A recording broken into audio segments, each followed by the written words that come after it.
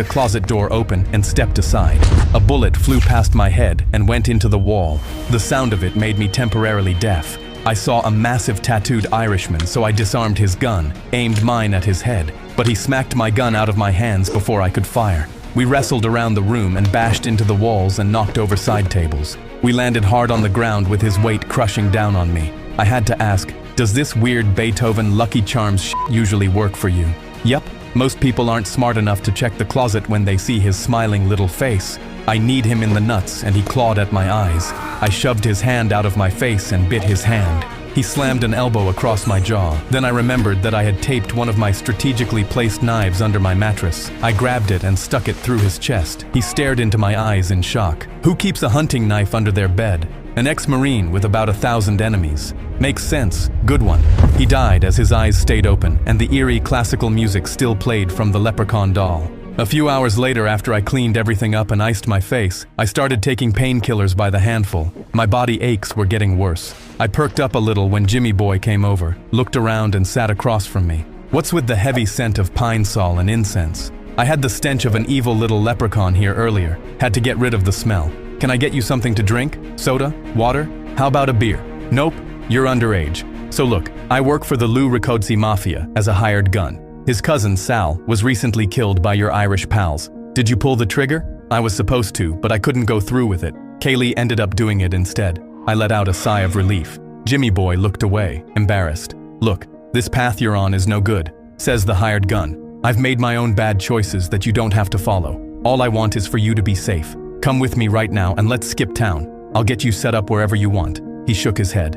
I'm sorry, but my whole life is here. I can't. Besides, I'm in love with Kyler. I was at a loss. I couldn't blame him for not wanting to leave. It just meant that the only way I could ensure his safety was to take out the entire Irish gang. All right, try to stay away from the pub until I sort this out. Aiden won't let me. If I spend the night anywhere else, he has Connor outside guarding me. He sees me like a son. Fine, but when guns go blazing, you need to find the nearest exit. You feel me? He nodded with fear in his eyes. I realized that I was better off at a motel, so I packed a bag and headed out. It wouldn't be long before Aiden sent another assassin once he finds out what I did to his guy. I settled in and returned Lou's call. Look, the situation just became a lot more complicated. What does that mean? I found out that Jimmy Boy wasn't the one that pulled the trigger. Kaylee Byrne is responsible. No, that can't be true. My sources have confirmed that it was Jimmy Boy. Your sources are wrong. Fine.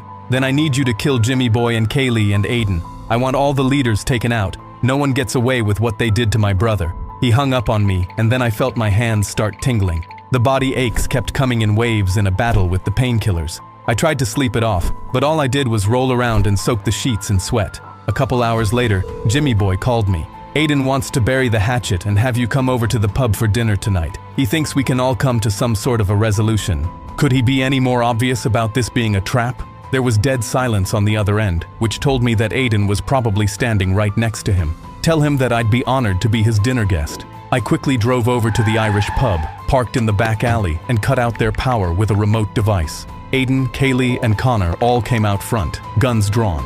I used the distraction to go around to the back of the bar and stash weapons in different hiding spots next to the dumpster.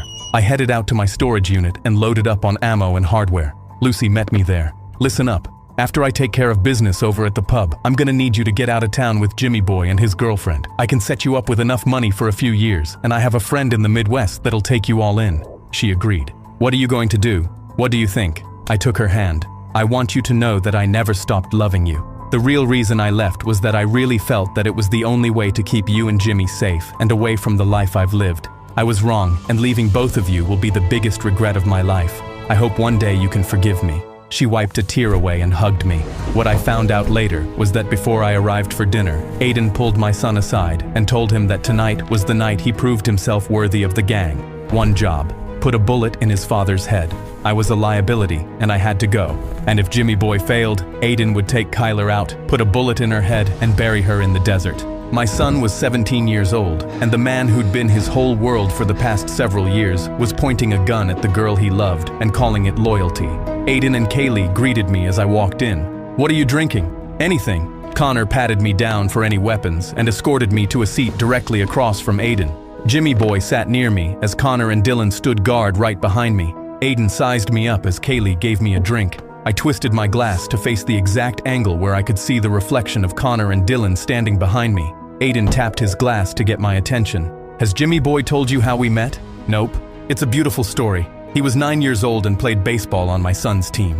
Aiden glanced over at a picture of Calvin, a cool-looking 9-year-old kid that looked a lot like Jimmy Boy. They used to be best friends. He used to come over to our house and the two of them would toss the baseball in the backyard for hours. Then our son caught an errant bullet from a drive-by. Chechen gangsters. 6 months later, I found every Chechen and their family members and removed them from the planet. Why the hell are you telling me this? I just need you to know that there's nothing I won't do to hold on to Jimmy Boy here. He's all we have left that reminds us of our lost boy. So, I'm gonna give you two choices. You can leave town and don't ever contact your son again. Or you can die a bloody, long, miserable death right here in this pub.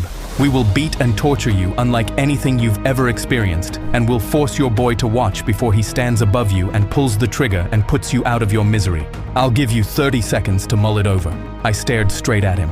You're lying because if I left town, you'd spend every resource imaginable coming after me, and you know it. I'm a dead man either way.